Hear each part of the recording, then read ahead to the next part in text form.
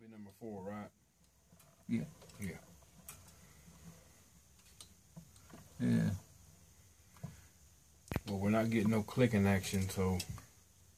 Oh. Well, we got layer count. You know, you can't go back at this point. Well, it was 60 to each layer because we had 175. Yeah, 75 to each layer. Wasn't it? Yeah. Okay, yeah. How many? 2 times 75 is how much? 150. So it'd be 300 for 4. Okay. We can just set it and fix it. Well, it'd take a lot of clicking to get it around to. Oh, okay. Now, see, that one fell off, so I'm going to stop right there and do this. And then I have to pull this warp.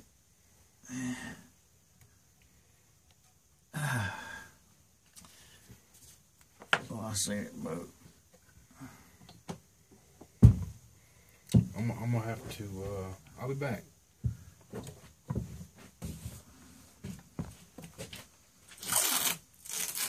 I think 2 more layers. Go down, come back.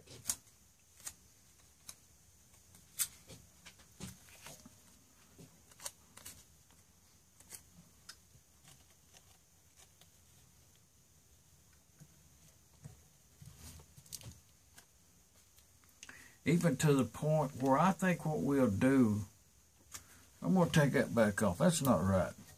It didn't come all around. Wasn't 100%. And this at this point right here, you need 100%. And I think what I'm going to do, I'm going to double layer this layer of the insulation. That's all this is, you know. But okay, that's one layer.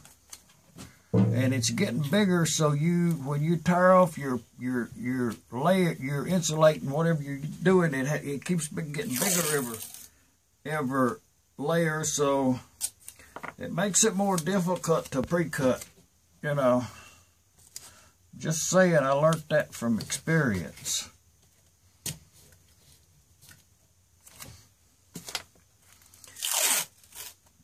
Down there at the crossroads, was talking about, I don't know how them guys got on the subject of machinery, but you know, just mechanics in general. But one of them's comment was, you know, they don't make mechanics like that no more. Well, you really don't need them with a computer, but okay, now on this right here, if you remember, I'm going to put an extra layer on both ends, but not the middle. Let's see how it looks. It's I just think it needs a little more. Well, it translates into volume on the ends right there, because the ends. Well, you already know this if you've ever wound up anything. You already know it, but okay, let's have a go at this other winding here. There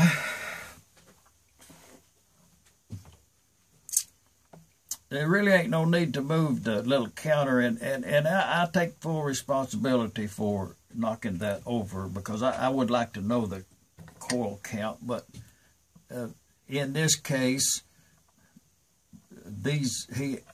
we by layer and war size.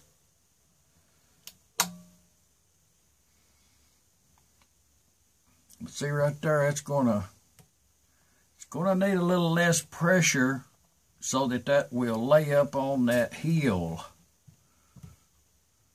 like that.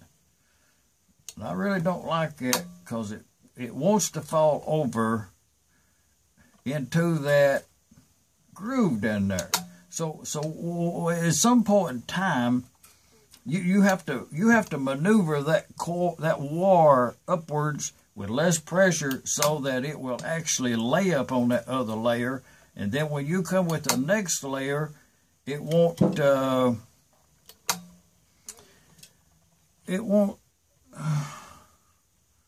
See, I'd like that to be a little tight, oh, it's working. It went over there really good. With nothing more, with a little coaxing. I coaxed that over there with nothing more than a fingernail.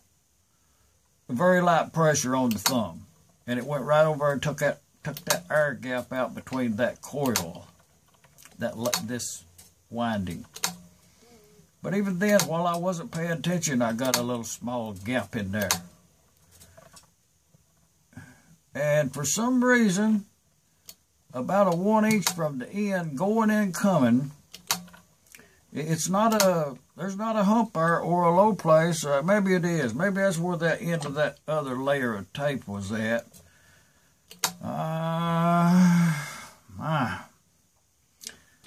That's going to be hard to catch that up, but I'm going to have to do it somehow. So I'm going to go ahead. I went ahead about 3.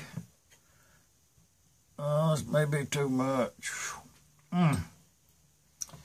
That's where sometimes you just have to shut your mouth and pay attention to what you're doing. You know, it's going over there, but I even hate to have to do it that way. You know, it ought to have been over there on its own. So, because what happens, you're going to know it one way or the other, either for me to tell you or you to take a coil apart and look inside of it as to what they did up here at the factory. Reverse engineering is the word you're looking for. But we'll just carry right along here. And sometimes even a low-powered electric motor on a coil winding machine is an asset because it provides a constant speed, especially if it's got a little clutch on it, you know, where that it just and the slightest rock of the finger here, you notice that I got my finger on here, just and the slightest motion guides that wire to where you want it to lay on top of that coil, on the armature, well, whatever it is. It's where you want it to be at, close and neat and round, not lumpy. You want it to look professional, but I've already lost count on this one. And so I think when we get back to the end, we're finished. I think we are. And that's how, well, the more the better.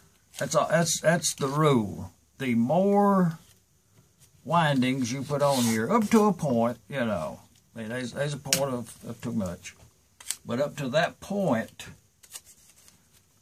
this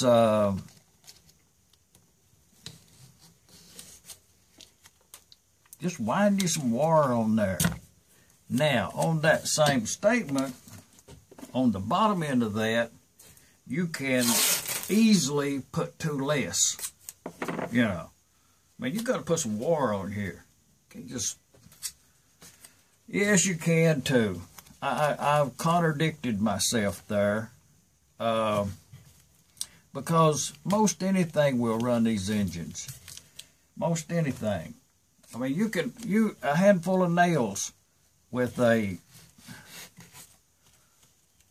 some electrical wire from your car will actually run the engine. You know, I'm not going to waste that tape right there. I'm just going to put that right on there. If there's a little gap, I'm going to have this piece right here set aside.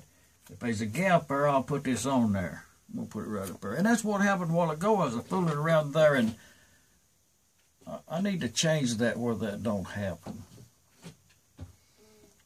But we have to hold pressure on this and release this, and even to have a little pressure here is an asset too. But this machine here, this one, you know, no more than one afternoon is all it took to build this thing. that's not good. So I'm going to redo that. You know, if I let that go, that's not professional. And I can fix it. The only thing you have to do is to come over. It's because that other layer, I didn't start up on this one quick enough. Even there, it's going to have to be loose in this area, and right there, it's going to have to. You know, at some point, it's going to have to make that transition over. It's not right. So I'm just going to make the transition right there and be done with it. Right in this area.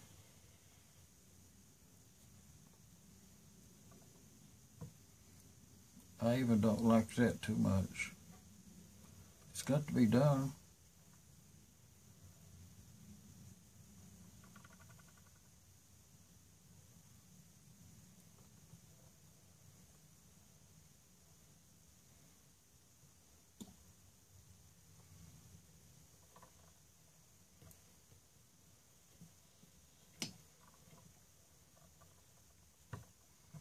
Okay, I can see coming up where I put that piece of tape on there. There's a gap in that. It didn't make it all the way around, so that piece we laid aside. I'm just gonna put it right on there and go right along like it's not there.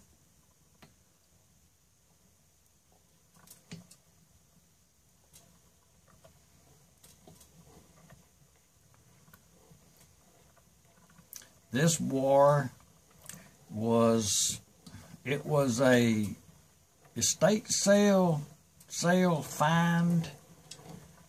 The person, whoever that lived there, I think passed away. I think so, and I'm gonna say it was a gentleman because his hobby was radios and such, repairing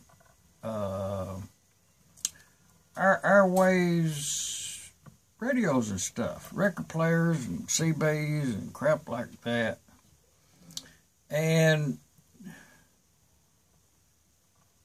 he had his workshop set up in the high attic. It was like a 3-story big house, and the attic was above that. It was way up there. And this guy had all this stuff toted up there. You know, years, piece by piece, you know, you just start accumulating stuff. And this guy had it. Up and died, had a sale, and I went over there. And he had like hundreds of rolls of wire in this attic. All sizes, you know, from large cables to down to small hair-like copper wire. Uh-oh. See, I wasn't paying attention there. But anyways, I bought, it was like $2 a roll or something, you know. It was a great buy. And I bought what the budget would allow.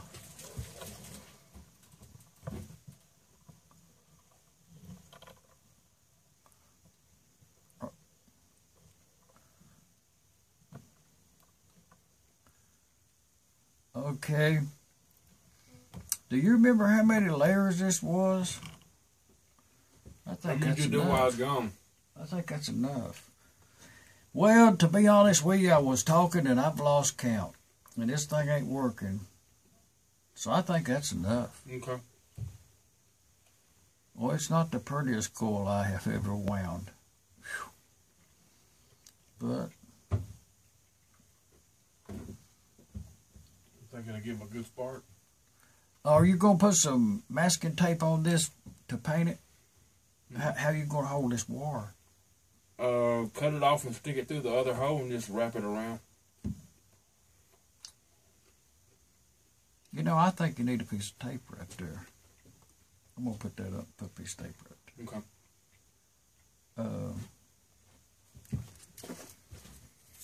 I'll show you.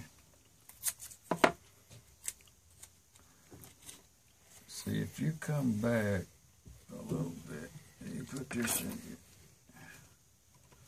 real neat like, and come around and fold that over like that.